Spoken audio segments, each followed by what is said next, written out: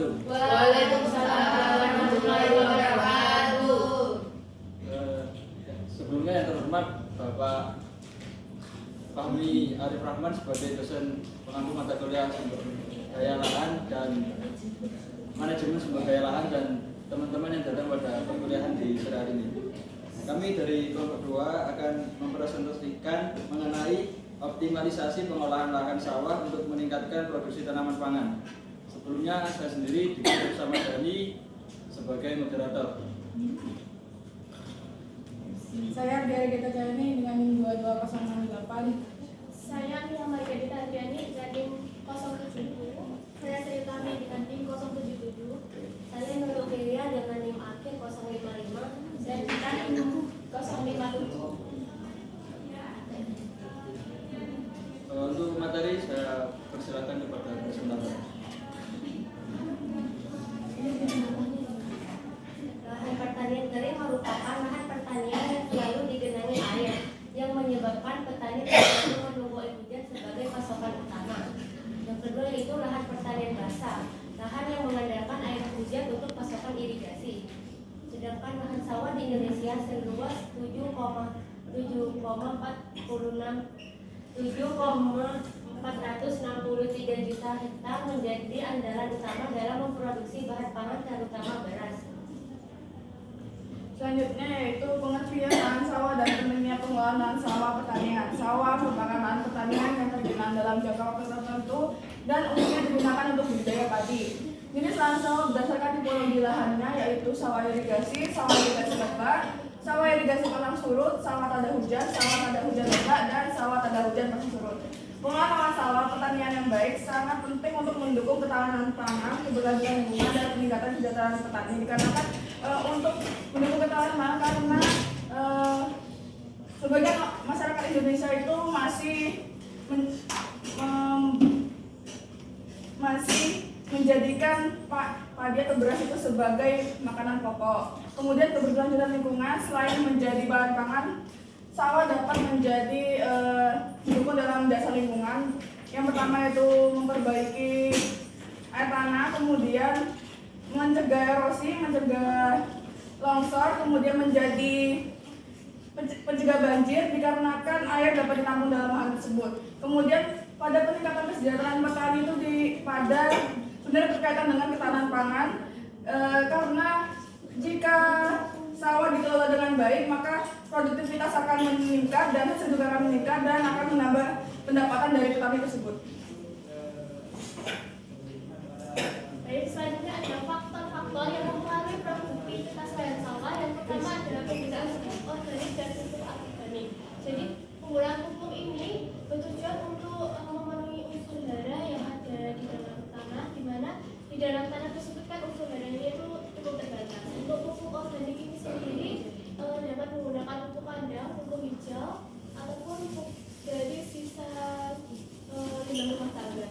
Kemudian pupuk anorganik bisa menggunakan NPK, pupuk NPK, di mana pupuk NPK tersebut juga harus dosisnya harus disesuaikan agar tidak berlebihan dan meracuni tanaman. Kemudian yang kedua ada sistem irigasi. Jadi pengairan pada lahan sawah itu sangat penting sekali karena sistem pengairan itu menunjang hasil produktivitas dari tanaman yang dibudidayakan pada lahan sawah. Kemudian yang ketiga adalah perubahan iklim. Jadi perubahan iklim ini sendiri tidak dapat diperkirakan ataupun diduga-duga karena perubahan iklim ini sendiri bersumber dari alam. Jadi untuk mencegah terjadinya perubahan iklim ini sendiri dapat dilakukan upaya mitigasi, yang mana diantaranya yaitu dengan menanam varietas yang tahan, kemudian penerapan teknologi pengelolaan yang adaptif. Selanjutnya ada permasalahan pada lahan sawah yang dihadapi, yaitu yang pertama ada tekanan terhadap lahan sawah yang semakin besar sehingga konversi lahan sawah produktif semakin sulit dikendalikan yang dapat mengancam ketahanan pangan. Cara mengatasinya sendiri yaitu dengan penetapan lahan sawah yang dilindungi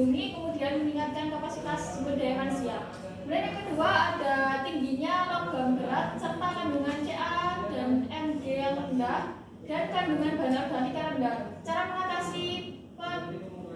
mengatasi tingginya logam berat sendiri dengan menanam vegetasi pengikat logam berat. Kemudian untuk kandungan Ca dan Mg bisa ditambahkan dengan pupuk anorganik maupun pupuk organik. Kemudian kandungan pada bahan organik tanah yang ada pada lahan sawah itu rendah. Untuk cara mengatasinya yaitu menggunakan pupuk hijau untuk menyuburkan tanah. Kemudian ada strategi pengelolaan lahan sawah.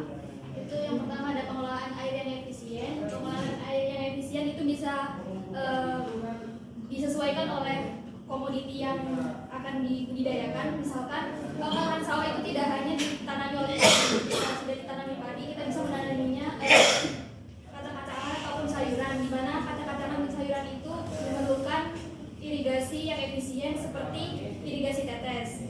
Kemudian penggunaan varietas unggul yang tanamannya itu juga merupakan pengelolaan lahan sawah yang efisien di Indonesia. Kemudian pemanfaatan teknologi informasi ini juga bagus untuk dikembangkan untuk pengelolaan lahan sawah seperti untuk irigasi tetes. Baik, pada sini saya akan membacakan kesimpulannya. Kesimpulan dari presentasi kami yaitu faktor-faktor yang dapat mempengaruhi produktivitas lahan sawah, diantaranya adalah penggunaan pupuk organik dan pupuk anorganik, sistem irigasi pada lahan sawah, dan adanya perubahan iklim. Pengelolaan lahan sawah pertanian perlu diperhatikan dalam menunjang produktivitas hasil pertanian, seperti pengolahan air yang efisien, penggunaan varietas unggul, dan pemanfaatan teknologi informasi. Cukup presentasi dari kelompok kami. Jika ada kurang dan lebihnya kami mohon maaf. Wassalamualaikum warahmatullahi wabarakatuh.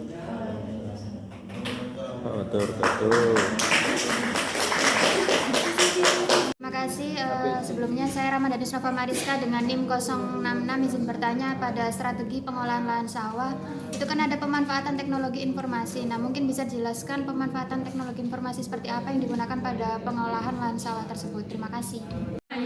Ayo. Baik, izin menjawab pertanyaan dari Nova.